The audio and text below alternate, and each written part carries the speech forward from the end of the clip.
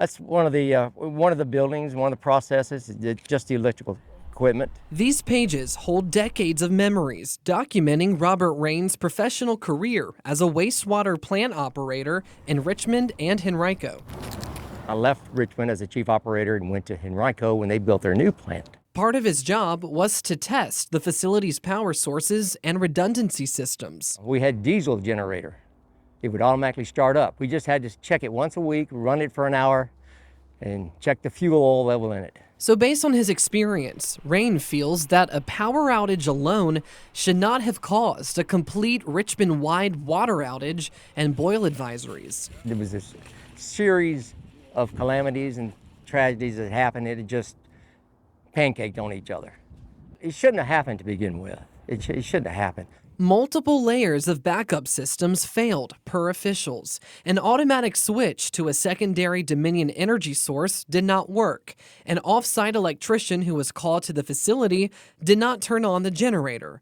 One backup battery did not last as long as expected, and city officials have still not answered whether 2 other batteries were actually in service. And a state official briefed on the matter says that operators were not aware of the manual procedure to close the valves to prevent catastrophic flooding. We need to be checking our valves to make sure that they are positioned where they're supposed to be. If they shouldn't be open, we need to manually close them, and vice versa. Rain says the crisis also brings up questions surrounding critical infrastructure. CBS 6 combed through years' worth of procurement documents and found records showing that the city knew as far back as 2012 that the plant's electrical equipment was deteriorating, aged, and had decreasing reliability. An external assessment done at the time determined the equipment needed to be replaced, including a switchgear. That's the component that Mayor Danny Avula says did not work last Monday and triggered the cascade of failures. I think the failure of our switch is on our side, and so I think that switch may be part of the infrastructure that we'll obviously need to replace. Procurement records reveal that the city began soliciting contractors to perform that replacement in 2016, as the Richmond Times-Dispatch first reported. But the city says a contract was not issued until late 2022. The city did not say when the actual work began, but says it is happening now.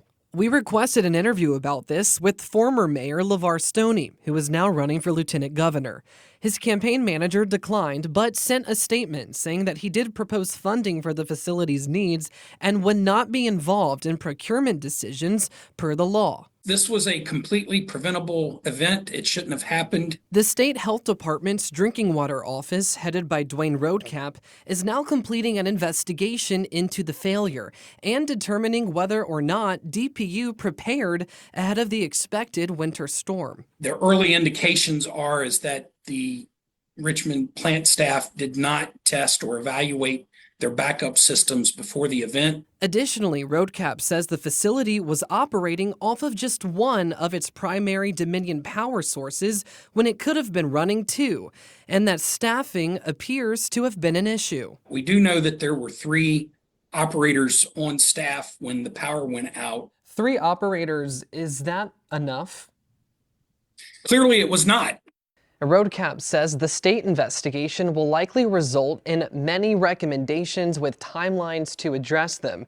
Now, that'll be separate from a third-party probe that the city says it is also commissioning. I'm Tyler Lane for CBS 6 News.